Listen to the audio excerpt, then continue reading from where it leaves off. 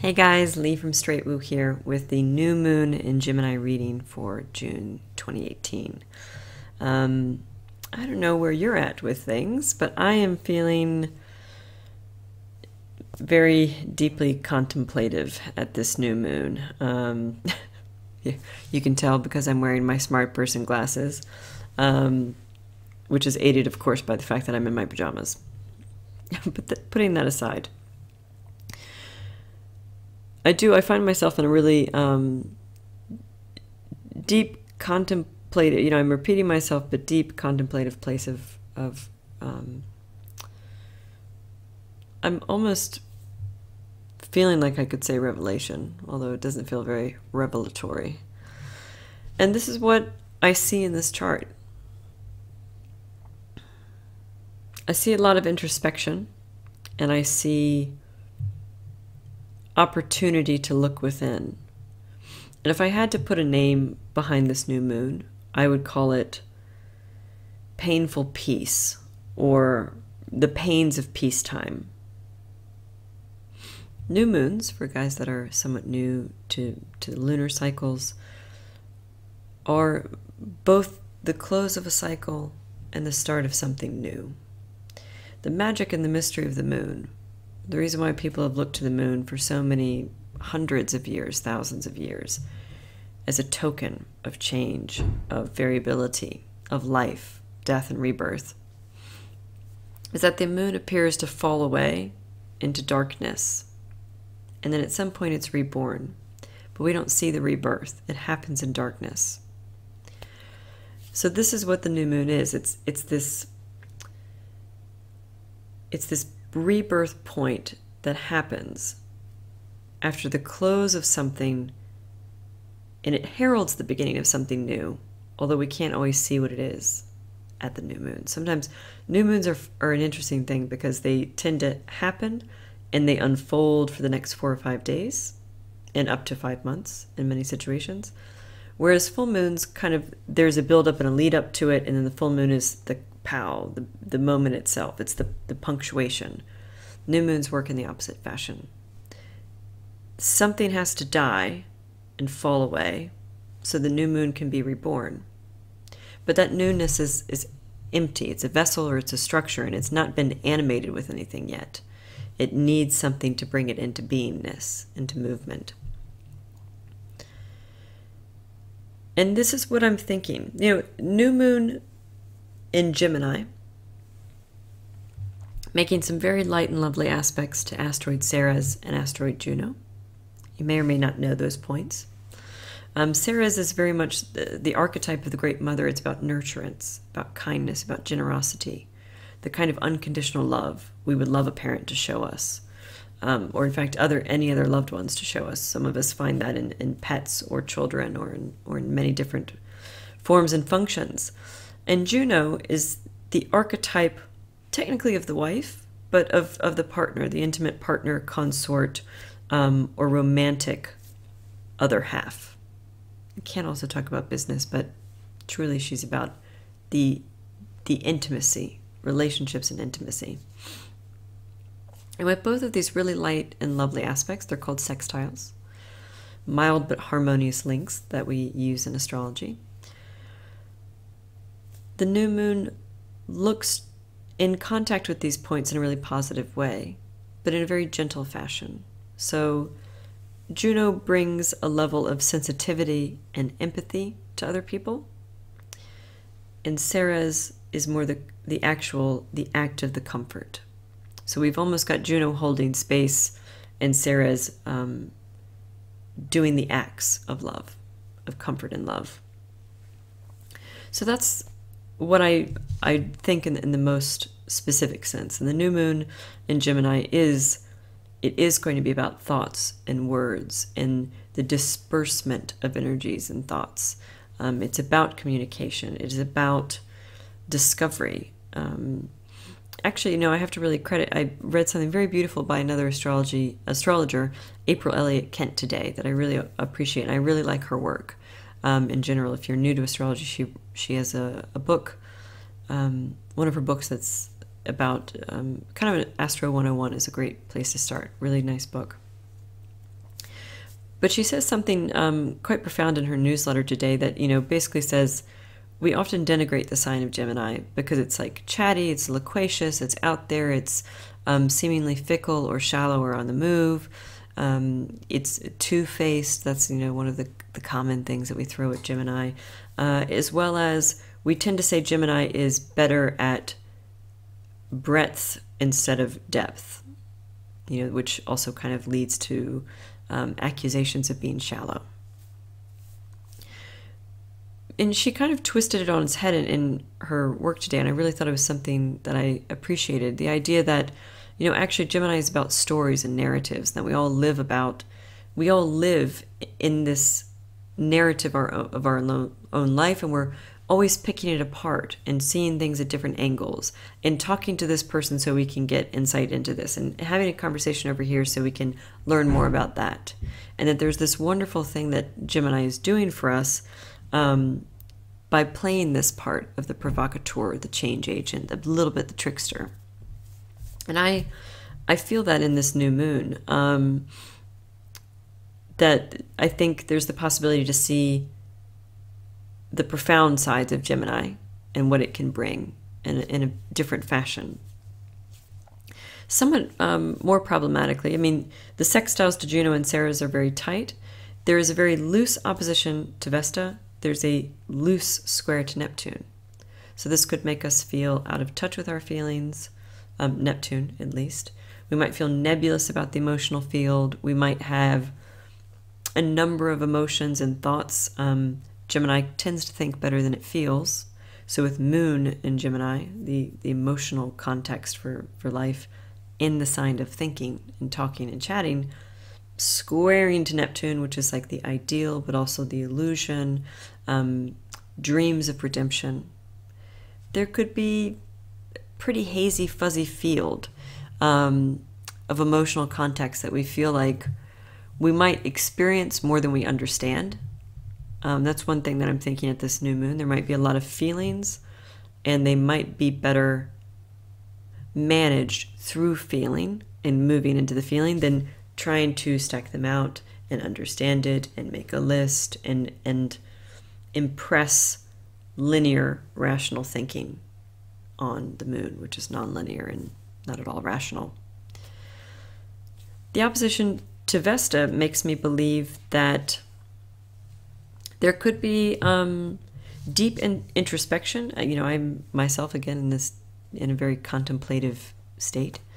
But the opposition to Vesta is also about possibly getting overly introspective, stuck into thinking about our things, kind of like a little bit circling the drain, that we get stuck in either a doom loop or even a positive loop for that matter. But it seems like we get attached to a way of thinking, and it's magnetic. We can't almost detach ourselves from it.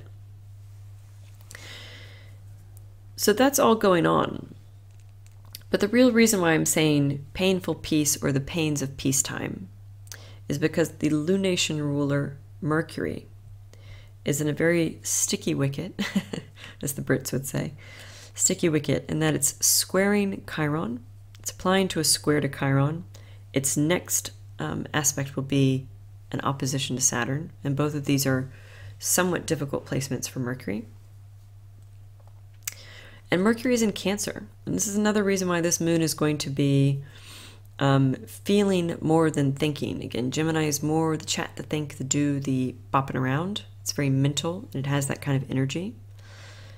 Mercury in Cancer, however, feels, it intuits, it falls deeply into the part of the psyche that is commanded by emotion, is commanded by the gut, the instinct. Cancer rules the stomach, which is the gut. It's empathic and empathetic. It's intuitive. It cares very deeply, and it's moved and touched. It's sentimental. Sometimes Cancer has a bit of a reputation for living in the past, living in a perpetual state of looking back with this sentimental heart. It's a beautiful quality, but it can also be a prison if you let it. And things I was thinking about as I was drawing up my notes for this new moon. Benjamin Franklin somewhat famously said, there's never been good war or bad peace. And I agree with that essentially, but I have one opposition point, which is peace can be bad. And the reason why peace can be bad is that when we are in a state of trauma or deep conflict or revolution or change, we are in fact often distracted and pulled out of ourselves and out of our emotions and out of our present being in such a way that we can not sidestep, but be distracted from what's in the core, what's in the body, what are we really feeling, what has been the result of all this trauma, all this upheaval. But when you return to peace, it all comes flooding back. The same way, cheesy example, I think about quite often people in super stressful jobs go on holiday. And as soon as they go on holiday, they just crash. Because they're holding it, and then boom, they can't hold it anymore. The vessel ruptures, and they just crash. They kind of implode. Illness arrives. As a message to the body to say, hey, we've been carrying way too much the whole time. That is the kind of energy. Or if, think about, God, there's so many people living this way around the world right now, people that are living in wartime, living in a time of war. The trauma, the ongoing, constant trauma of that state of being becomes processed, or can only be processed once peace arrives. When you're in the trauma, when you're in the upheaval, when you're in the middle of the high seas, you can't take care of that stuff. And this is what the Mercury Chiron square to me is about. It is about negotiating painful messages. And there's even, a lot of you have known me to do a lot of asteroid work, and I always look at the big four asteroids, Juno, Ceres, Pallas, and Vesta, but sometimes I still look at these tiny little asteroid points. And it was interesting to me that Mercury is conjunct asteroid Armistice. Armistice being, the agreements that end wars, that bring wars to an end. It's peacetime agreement. Agreement to let war stop so that peace can come in its place. But the peace that I think that's coming through via Mercury in Cancer, via the new moon in Gemini, is a piece of pain, is a painful piece.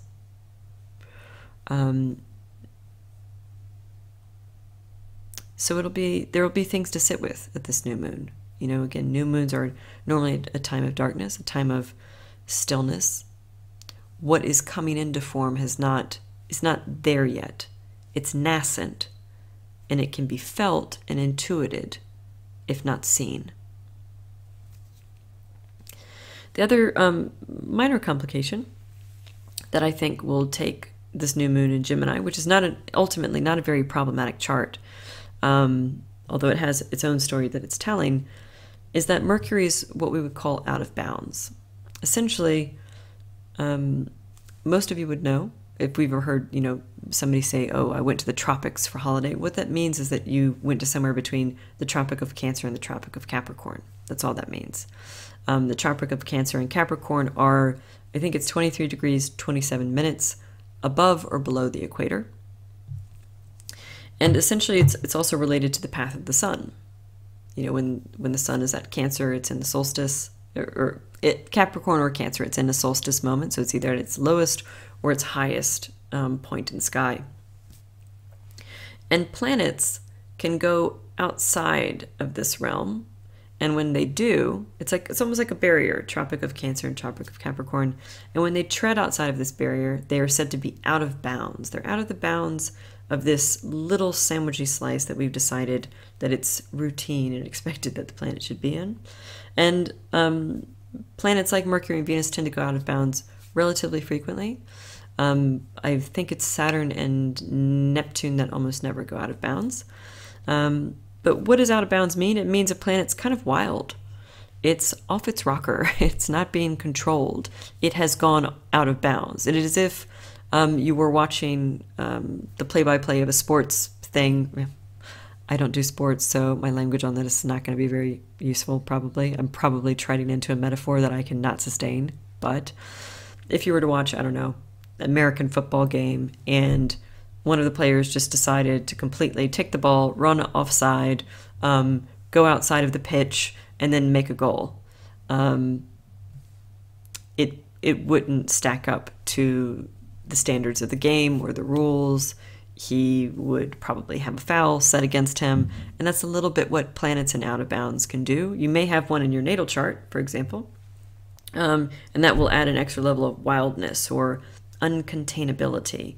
Or if we normally expect Mercury in Cancer to be sympathetic and sentimental and very feeling and nurturing and quite warm in a certain way, Mercury in Cancer out of bounds might take that to the extreme. There might be histrionics. There might be dramatic sentimentalities, coming out. There could be extreme displays of nurturance or emotion in some way being communicated. And you might feel that. You might be feeling that because Mercury out of bounds, it's not like Mercury retrograde, but it has a similar something. And Mercury is out of bounds from June 6th to June 24th this month. So currently right now at the new moon in Gemini, he is out of bounds. So that is another thing to layer on top. And really looking at my notes, I think that is really where I want to leave things. I'm really contemplating at this new moon many things, even personally, but I'm contemplating especially the downsides of peace. And when we're in disruption or upheaval or in change, we might pray for peace. But that in fact, peace is the moment where it all floods in, that it all needs to be processed and taken care of. And, I have visions of people rebuilding. And the work of rebuilding is not easy. It's first to be completely aware of the destruction. Second, to know how fucked you are and what needs to be rebuilt or changed. And third, to have to do the hard work in order to make those changes.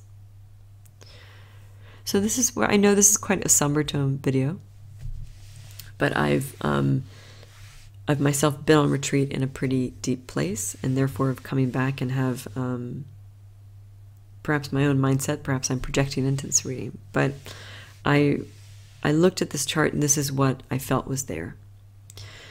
Last two words, I don't want to go too long, is that more positively, there's a grand water trine building between Pallas in Cancer, Jupiter in Scorpio, Neptune in Pisces.